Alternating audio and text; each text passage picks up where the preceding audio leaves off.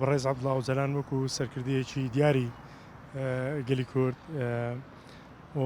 خۆی لە خۆیدا توندکردنی ئەو لە زیندان کێشەی کورد چارەسەر ناکە لەگەڵ تورکیا، بەڵکو کێشەی کورد دەخاتە دۆخێکی تر. ئەوەی ئێستا کە هەیە بەڕێز ئۆزەلان لە زیندانەوە بەو شێوازە کە حکوومەتی تورکیا مامەڵەی لەگەڵ دەکا، ئەوە دەرەنجامێکی خراپی دەبێت بۆ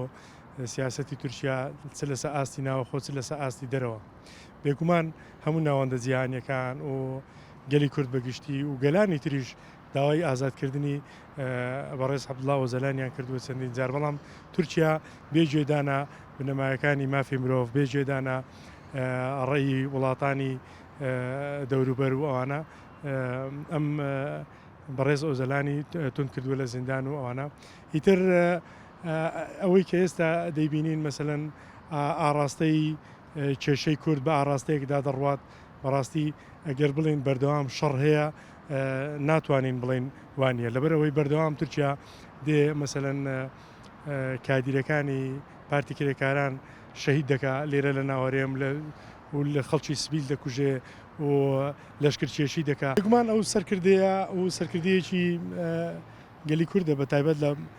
تاسیراتی تەواوی هەیە لە باکوور و لە ڕۆژئاوا لەسەر دۆخی سیاسی ئەوانە و پێویستە هەموو خەڵک پشتیوانی لێ بکە و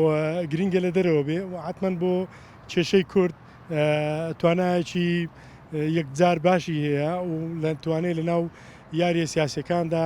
مەسەلەن وەک گوتمان ئەگەر بەڕێز ئۆزەلان ئێستا ئازاد وایە پارتی کرێکارانی کوردستان یاخود هەموو ئەو داوایانەی کە کورد هەیتیان تا حدێک دەمانتوانی مرونەتێکی پێوە لەگەڵدا بەکاربێنین لەگەڵ حکوومەت تورکیا، بەڵام لە حاڵێکدا دەبینین تۆ وەکو هێزێکی سیاسی سەرکردەکەت لە زیندانە و لە هەمان کاتیشدا حکوومەتی تورکیا هێرش دەکەوانە، حتمما ئەوە لەو حاڵەتەدا هەم کێشەی کورد هەم کێشەی تورکیا لەگەڵ کورد بەرەو دواوە دەچێ و سەر هەڵدەدا لە بۆ شەڕ و لە شەڕیش تورکیا دەشێ و ئێمەش هەر ماڵوێران دەبێت. سەرکردەیەکی کاریزمایە و هەموو سەرکردەیەکی کاریزماش کە دێ سیاست دەکا تەئسیراتی ڕاستە و خۆی سەتی دەبێ و تەنانەت لەسەر سیاست بەگشتی و لەسەر ساعی سیاسی هەرێمی کوردستان و ساعی سیاسی پارچەکانی تریش لە کوردستان تەئسیراتی زۆری دەبێ. وەک گوتمان سەرکردەیەکی کاریزمایە، دوای ئەوەی سەرکردەیەکی کاریزمایە ڕێبەر و سەرکردەی با بڵێن چەند گروپێکی سیاسی چەند حزبێکی سیاسیشە هەموو ئەوانە گرێدراوە بەو و گرنگە ئازاد بکرێ و دوای ئازادکردنیشی بێگومانم دۆخەکە دەگۆڕێ. لەسەر جیاوازی تەرحی سیاسی، جیاوازی فکری، جیاوازی ئەجندای سیاسی لە وڵاتە ئەوە بۆ ینی ڕەنگە ئەو تەرحی بۆ ینی بەڕێوەبردننی ئەو تەرحی بۆ بەڕێوەبردننی تورکیا دەکرێت یان بۆ کورد دەکرێت لە تورکیا جیاوازی ئەبی لەو تەرحی کە ئوردوغان و دەسەڵاتی سیاسی ئەو وڵاتانە نەکرد ئەوان ئێرانیش و ئەو هەموو پارچانەی کوردیان بەسە دابشکرایە عینی ئەوانێ عینی نەهج و عینی بیرکردنەوە عینی شتیانەیە، بەڵام ئەوەی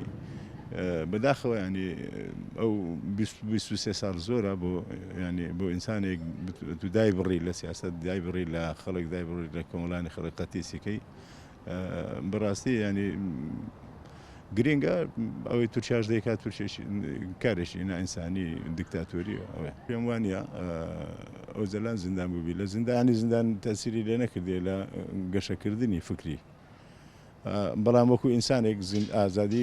بۆ ئینسانێک من بە هیوام کورد هەر هەمووی خەڵک نەکەر کوردیش هەموو دنیا